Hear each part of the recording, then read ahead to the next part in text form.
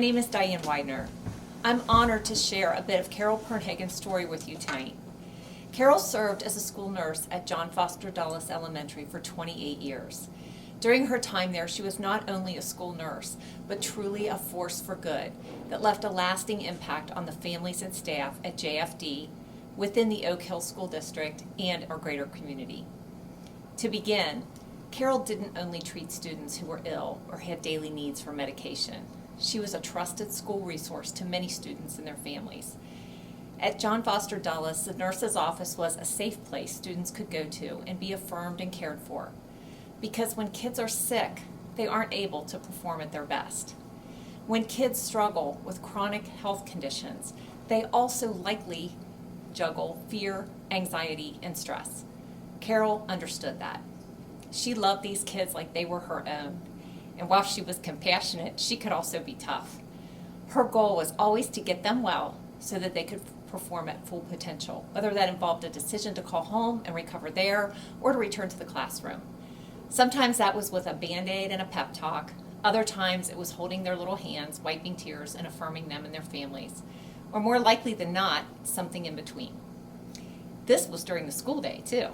It was common to see her supporting her friends, as she called them, outside of school, at their sporting events or other big events in their lives that were important to them and their families. But even more importantly, Carol had an indelible impact in her role as school nurse. She was a game changer when it came to revolutionizing the care model for students with type 1 diabetes, or T1D, at a time when many parents would never dream of sending a young child with T1D to a public school. She partnered with Our Family, Breakthrough T1D, which was formerly JDRF, and the American Diabetes Association to increase her education and awareness. She helped us advocate for training of teachers and staff who interacted with young children with T1D, and specifically our youngest son, Sam, who started at JFD as a kindergarten student in 2009 as the first T1D student using insulin pump therapy there at such a young age. Counting carbs, dosing insulin, and understanding emergency care are tall orders. She was a champion for embracing new developments in technology, which at the time included insulin pumps and pumps integrated with continuous glucose monitoring technology. T1D is complex on its own. The technologies and therapies to treat it can be so overwhelming. Carol was absolutely fearless, incredibly loving, collaborative, and optimistic. And this mindset followed our son and others she cared for to middle school, high school, and subsequently to college. This can-do mindset set him and others up for success for years, long after graduating from JFD. This mindset was contagious and positively impacted the other nurses we would meet with throughout the district, several of whom are here celebrating with us here tonight.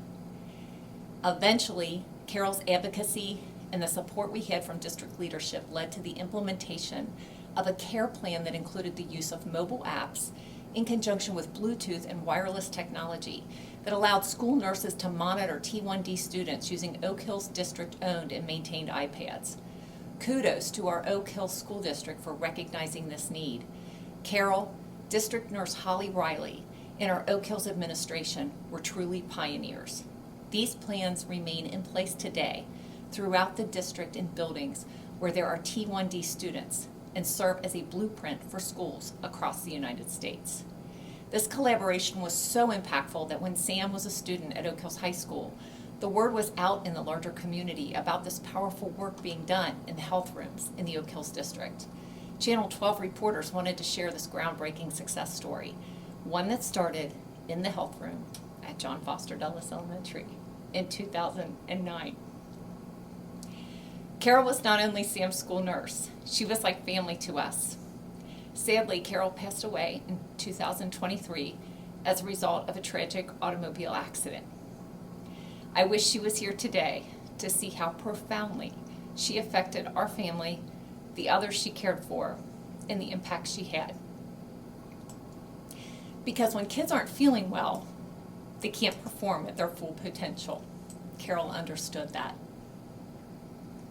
and she fully embraced the significant role she had as a caregiver who would make a lifelong impact on our Oak Hill students, their families, and her coworkers.